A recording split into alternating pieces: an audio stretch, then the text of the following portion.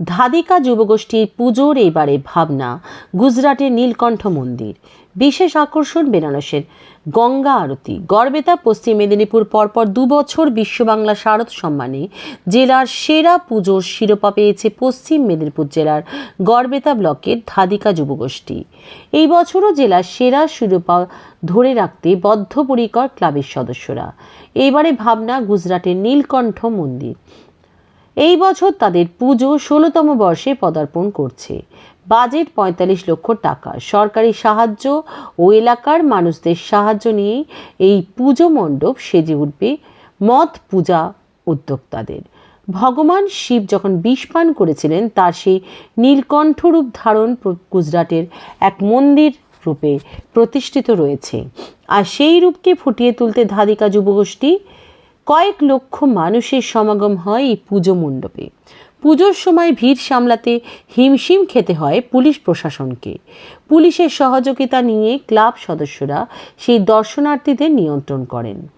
তবে আকাশে বৃষ্টি ঝরলে মানুষের ভিড় সামাল দিতে যেমন একদিকে অসুবিধায় পড়তে হবে কমিটিকে, তেমন অন্যদিকে দর্শনার্থীদের জন্য সমস্যার সৃষ্টি হবে। দর্শনার্থীদের জন্য বিশেষ আকর্ষণ হিসেবে উত্তরপ্রদেশের বেনারস থেকে একটি সাধু সন্তদের দল আসছে।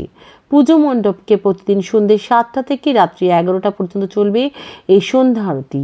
মাঝে থাকবে শিবের নীলকণ্ঠ রূপধারী মূর্তি।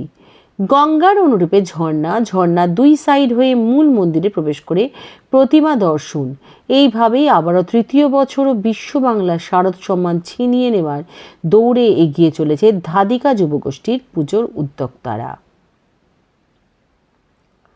পশ্চিম মেদিনীপুর থেকে সত্যম নিউজের বিশেষ রিপোর্ট, আপনাদের সঙ্গে আমি দুর্বা।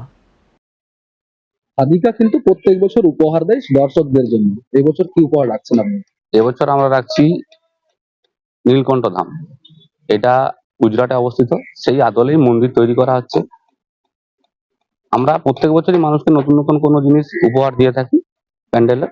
এবছর আমরা এটা নিয়ে এসেছি। দেখুন, আশা করছি ভিড় প্রচন্ড পরিমাণে হবে, সেটা সামাল দেবো কিভাবে সেটা আমরা একটা চিন্তা ভাবনার মধ্যে রাখছি। কততম বর্ষে করলো? এবছর 16তম বর্ষে পদার্পণ করলো আমাদের এই পুজোটা। আমরা শুরু করেছিলাম 2010 সাল থেকে। কত বাজেট রয়েছে? বাজেট এবছর 45 লক্ষ টাকা। আর্থিক অনুদান সরকারের থেকে পাচ্ছেন? আর্থিক অনুদান সরকারের থেকে পাচ্ছি। আমাদের লোকাল প্রশাসন আমাদেরকে যথাসাধ্য চেষ্টা করে, আমাদেরকে গাইড করে কিভাবে পুজোটা আমরা এই ভিড়টা সামাল দেবো। এটার জন্য লোকাল প্রশাসন খুবই সাহায্য করে, বিশেষ করে পুলিশ প্রশাসন। বৃষ্টি যদি হয় সেক্ষেত্রে কি হবে? এখন দেখুন, আবহাওয়ার এই খামখেয়ালিপনা চলছে।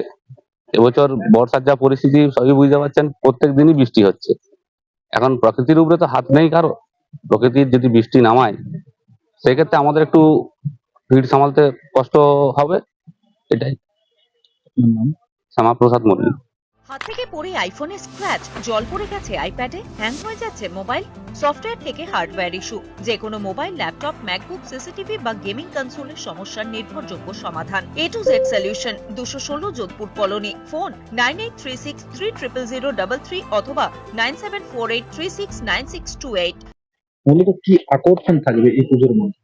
এই পুজো এবছরের বিশেষ আকর্ষণ থাকছে গঙ্গা আরতি। আপনারা বেনারসে যেরকম দেখেন যে গঙ্গা আরতি হচ্ছে, ওইখানে যে একটি টিম আমরা নিয়ে আসছি। প্রত্যেক দিনই সন্ধ্যের থেকে রাত্রি 11টা পর্যন্ত গঙ্গা আরতি হবে, এবং সেটা লাইভ সব দর্শকই উপভোগ করতে পারবেন। ওই গঙ্গা আরতিটা করবেন কারা? গঙ্গা আরতিটা বেনারস থেকে একজন টিম আনা হচ্ছে, ওনারা থাকবেন গঙ্গা আরতি করার জন্য। কি কি থিম থাকছে এর মধ্যে? এর মধ্যে থাকছে আপনার পুরোটাই শিবের উপরে থিম। মহাদেব যেভাবে নীলকণ্ঠ যে থিম, যেভাবে মহাদেব কণ্ঠে বিষ ধারণ করেছে, সেই থিমটাকে ইয়ে করে আমরা করছি এবছর। ভয় নয়, আপোষ নয়, শুধু সত্য খবর পরিবেশনার প্রত্যয়। সত্যম নিউজ।